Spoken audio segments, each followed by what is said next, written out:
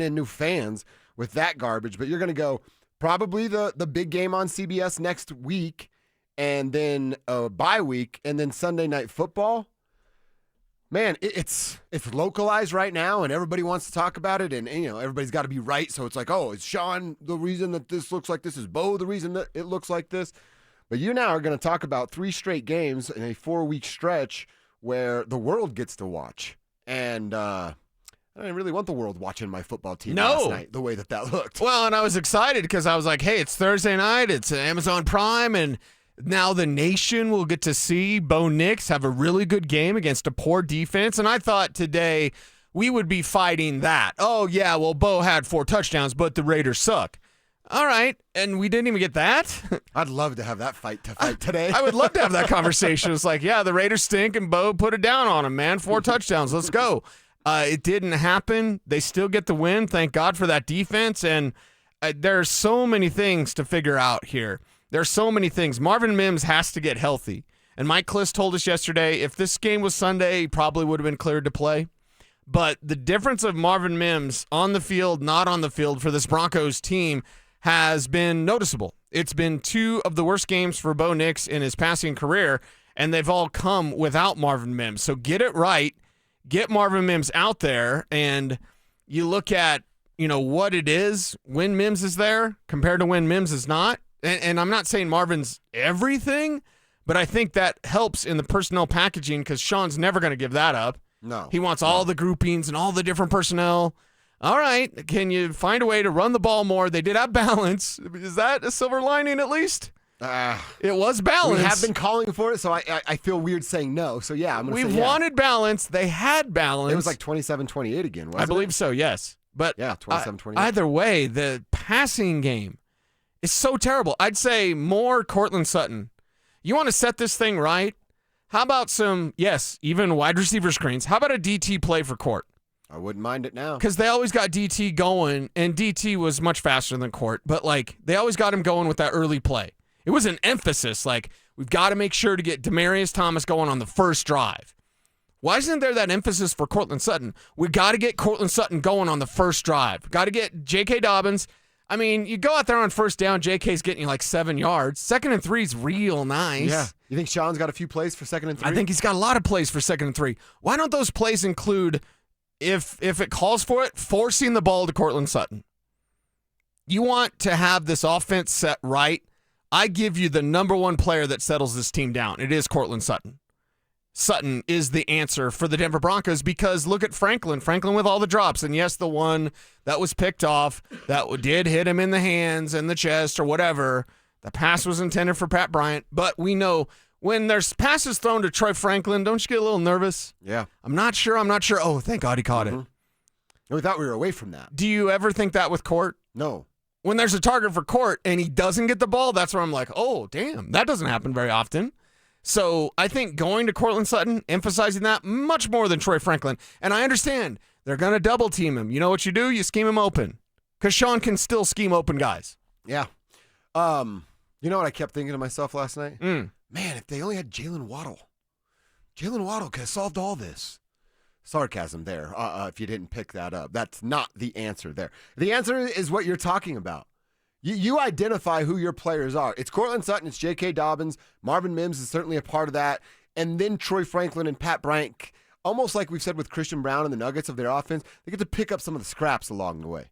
You need to get Courtland involved, heavily involved in the first 15 plays. You need to let J.K. Dobbins be the lead back, the lead offensive weapon for this football team. And until those 2 things happen, we're still going to see Bo Nix struggle. We're still going to see Sean Payton call the wrong plays out there. At this point, man, I'm almost tired of saying it. Sean, you want to die on that shield? Die on it, my man. If this is who you are and there will be no changes, that's exactly what's going to happen is you will die on that shield. And we'll go, man, what could have been with Bo Nix and Sean Payton? I don't want to do that. But at this point, I'm sick of talking about it too. I'm sure people are sick of me hearing, hey, Sean, you got to do this, you got to do that. He's clearly not going to do any of that. So do I just now put all of my emphasis on Bo Nix's feet and Bo has to figure it out? Second-year quarterback has to fix everything? 2-decade-long coach just gets to continue being stubborn and hard-headed? I guess that's the case because I don't see Sean changing. I can see a world where Bo learns because, as you said, work ethic and want to, kind of the same thing, but work ethic and willing to do everything that needs to be done. Right. Bo will do that, and he is a smart player. But, man, what it's been right now, he's not even close to good enough. Not even close to good enough throughout this season. I'm not pulling the plug. I'm not going to give up on a second-year quarterback. Yeah, nobody should. I'm with you. I don't think anybody should. I'm not even here as maybe the biggest doubter of Sean Payton. I'm not even here saying, like, hey, you got to fire Sean Payton. 1, because that's unrealistic. 2, he's never going to give up the play calling. I just guess I have to accept it. We collectively have to accept it until, like I said earlier, Bo Nix gets the balls to go up to Sean and say, I'm struggling with what you're doing. Can we talk about it or not? And then, don't be that guy Wednesday, remember? Hey, if you keep having the same problems and you're the common denominator, it's probably time to have a conversation. Open up your damn eyes. Yeah, what's the constant here? Mm-hmm. I think there's 2 of them. It's Sean and Bo. Yeah. Sean and Bo. Court's doing his thing, needs more passes. Troy Franklin, they're giving him the ball too much and whatever. He's a young player. Pat Bryant's blocking his tail off. And, I'm not mad at Pat Bryant. Kind of have a little buyer's remorse with Evan Ingram. Honestly, of just like, okay, he's not the Joker. He's not this amazing dynamic weapon anymore. Maybe should have known better. Maybe not. Not mad at RJ. Not mad at JK. Just kind of mad that Bo and Sean are on the same page because you have an opportunity. You've set up yourself for a special season. A special season. I'm talking about it all. I'm not talking about the half stuff like, oh, a little bit, hey, everybody. No, I'm talking about everything. You have a setup now where you could have everything on the table for this team if your offense could only get better. And they're not getting better. So how do you fix that? I think Marvin Mims coming back. By the way, Luke Evans had the numbers. Bo Nix quarterback rating when Marvin's on the field, 114.4. Broncos yards per carry when Marvin Mims is on the field, 9.4. Wow. Well, I have a hard time saying that like they look way different with Marvin Mims last night. It's influence. Basically, Marvin's speed will make that defense adjust and go, we can't let that guy get over the top. Well, if you have Courtland and Marvin on the field at the same time, you have to make some decisions with your safeties. Mm-hmm. I think that's what this is. Yeah. Of what was it, 67% of double teams on Courtland? Yes. Is that not 90% the last couple of weeks without Marvin Mims? Exactly right. Because then you have to make a choice. Are we going to take this chance with the deep route, deep post, and maybe this guy wins one-on-one for a big play? That's when you really have to make your safeties make a decision because as we've talked about with influence with Evan Ingram, Troy Franklin has zero influence on a defense. Pat Bryant, I actually think Pat Bryant's blocking might have a little bit of an influence. Sure. But his pass-catching ability, playmaking ability, zero right now. And Pat Bryant, there's some special talent to unlock there. He's a rookie. It's not going to happen yet. It's going to take time. You've got to have some patience here. But here's the most frustrating thing is, 1, it's going to take time. Everybody wants everything now. And then 2, what's the answer? Is Bo Nix not working his already know he's working hard. Is Bo Nix a dummy and he just can't get this? Nope. No, not at all. Bo Nix is super smart. Is Bo Nix, is he just lazy with his mechanics? I mean, he didn't used to be. He's lazy with his mechanics now. I don't know what happened there. So really, the answer is, I think all of us are kind of grasping for straws. And here's the bottom line for everything we talk about with Bo Nix. For the people that are like, Bo Nix sucks, the Broncos need a quarterback, Bo Nix, then you're going to need everything. Mm-hmm. Because if Bo Nix, that's a wrap, Sean's going with him. This is a 2-pack right here. And I haven't even asked you this. It's quarterback and coach. That's how it should be, in my opinion. Yeah.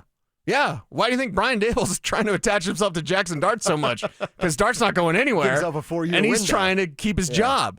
It's not that way here. Obviously, Sean Payton's secure in his job, but do not think that Sean Payton's going to get another crack. Do not think that Bo Nix and Sean are a pair.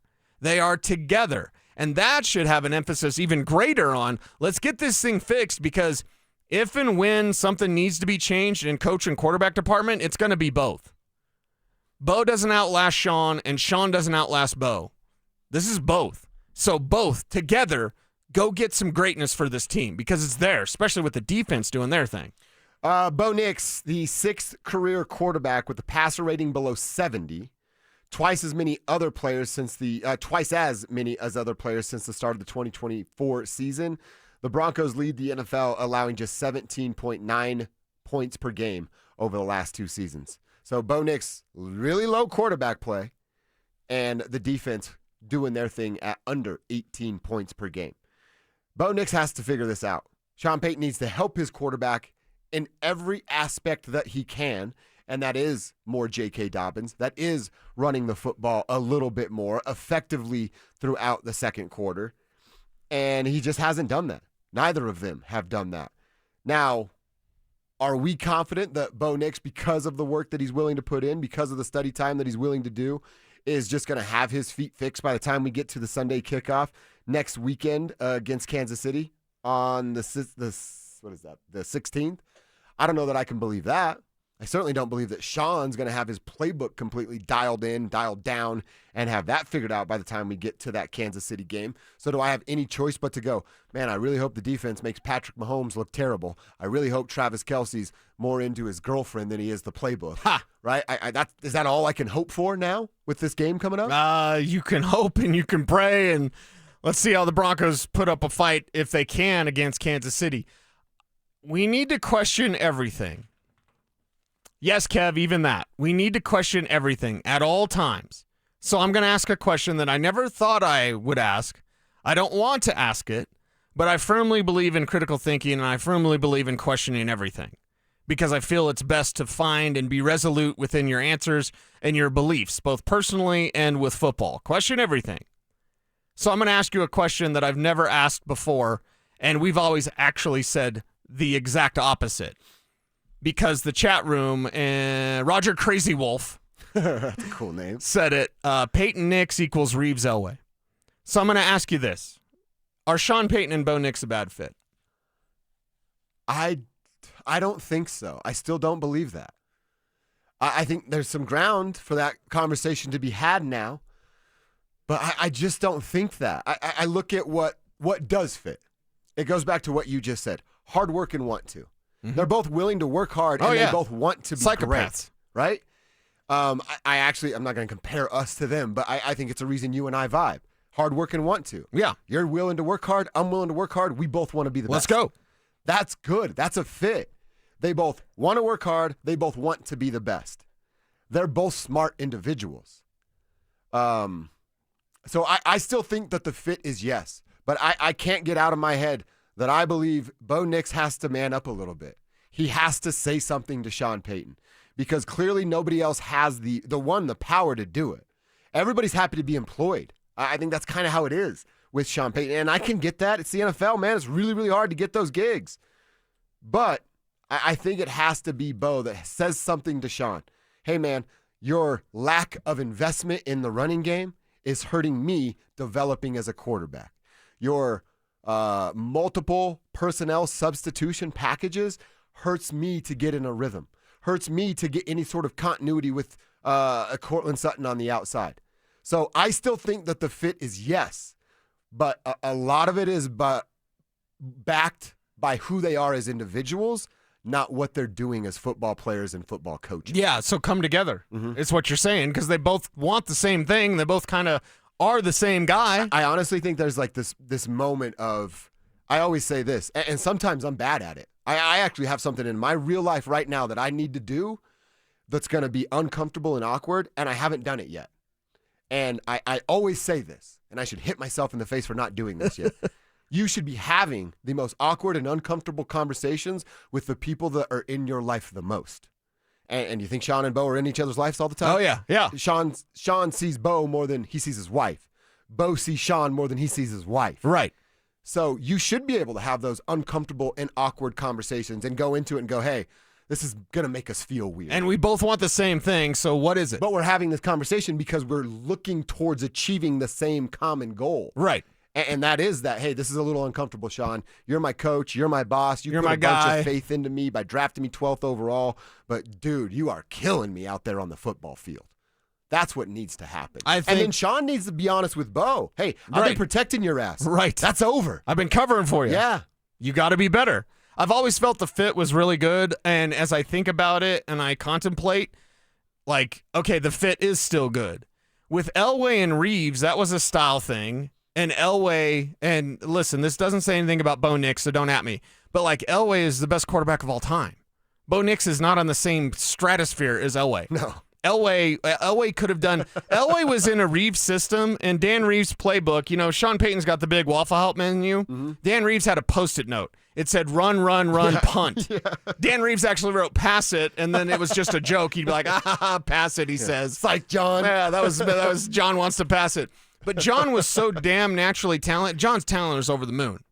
You kidding me? John Elway's talent, natural talent, just out of this world. Just, he's like an alien. John Elway's talent could carry him over a bad system. And I love Dan Reeves, but that system was antiquated. It was a bad system. It was a bad fit. But he was so talented, he went to Super Bowls with Dan Reeves. But Dan Reeves tried to trade him in 1991 to the Redskins. And Pat Bowlen shut it down. And then he drafts Tommy Maddox, and you see Tommy Maddox, and that was, 92 draft? Mm-hmm. So Tommy Maddox was like his next guy getting ready to be without Elway. So this Elway thing could have gone a lot differently. Was that not also Elway wanted that wide receiver that year too, right? Yes. Yeah. And Mr. Bowlen is the one that said, no, we're sticking with John Elway. And with that amazing natural talent, we're so glad that Mr. Bowlen did do that. I personally don't believe that Greg Penner is going to make the choice of Bo over Sean. I don't either. This is a package deal. They need to work this out together. And we're talking about it like it's near the end. It's not even near the end. It's not even close. But if you want to fast forward, Bo does suck. Oh, you're right. Bo does suck. Well, what's that mean? That means disaster for this team. I want Bo Nix to work out because I want Sean Payton to work out because I want this team to win a Super Bowl. And they do that with Sean and Bo together. Peyton Manning's not walking through that door. Jarrett Stidham, Drew Brees isn't walking through that door. Jarrett Stidham isn't helping anything. No. You know what I mean? Like, your answer for the Denver Broncos is Sean Payton and Bo Nix. Mm-hmm. Period. You have to figure it out, or they literally rip a Band-Aid off and are picking in the top 10 again, and here we go again with the vicious cycle that we lived in Broncos country from 2016 to 2022. Kyle brings up a good point. Kyle brings up a good point in the YouTube chat. He says Elway had so much more talent, which is true. And then he says, and does Payton over Dan? And again, I love Dan Reeves, but Sean Payton would be more of an offensive-minded coach than Dan Reeves was. Dude, my initial thought is like, yeah, Sean Payton's a better coach than Dan Reeves. You know how many Super Bowls Dan Reeves was tied to, either as a coach, an assistant, or a player? Wasn't it like 8? 9. 9? He was associated with 9 Super Bowls. That's not an accident, dude. No. You're good at what you do if you go to 9 Super Bowls. Yes, so yes. My initial thought is, yeah, Sean's a way better coach than Dan Reeves. That gap isn't what maybe my brain even thinks. Right. So they've got to come together, period. We can all be frustrated with Bo. We can all be frustrated with Sean. Hell, even Kev's got some frustrations with Bo today, and that's a rare bird. A rare thing. Everything all right? We're all right? We're back there? We're okay? We're good? Broke my heart, man. Did break his heart. It's my quarterback. That's his quarterback. So I get it. I understand where Broncos country is at right now, but let's 25,000-foot view this thing. They've got to work it out, or else it's all done. You're 100% right. By the way, Kevin did give us some numbers. You asked for more Courtland Sutton. Please. This is exact. Dude, they've played 10 games now, right? 6 out of the first 10 games, no targets for Courtland Sutton on the opening drive. 60% of their opening drives have gone out of their way to not feature Courtland Sutton. So not even a target his way. So Sutton's the Broncos' Sex Panther. 60% of the time, it works every time. I got to be honest with you. That smells like pure gasoline. Yeah. What they need to do is take pure gasoline to Sean's game plan and burn that thing to the ground and put Courtland Sutton in the first 15 plays multiple times. You know what your first 15 should be? J.K. Dobbins run, followed by a J.K. Dobbins run. Let's go with another J.K. Dobbins run after that. And you know what? I think I'm in line for another J.K. Dobbins run. And then one more time, let's hit a J.K. Dobbins run. And then on your 6th play, let's get the ball to Courtland Sutton. Then on your 7th play, let's go back to J.K. Dobbins. Your 8th play, try something to Courtland Sutton. You get what I'm doing here? Your 2 best players, get them heavily involved in your first scripted plays because you think with your offensive genius and your best plays, no one can stop you. That's what good football teams and smart football coaches do. I just wrote it for him. It's perfect. Can send that to him with a request Send it. for the new Jordan taxis size 12. Yes, You please ain't and getting thank you. I think I left my Sex Panther at home though, because now I smell like blackjack pizza. I'm like, I could. It smells so good. Either somebody's throwing a party, or somebody needs to do their shirt laundry. The mood has really changed since blackjack arrived. It's been a game changer for us today. Yes, it has. Hopefully you guys are out there eating your feelings today in a responsible way. We'll keep this conversation going.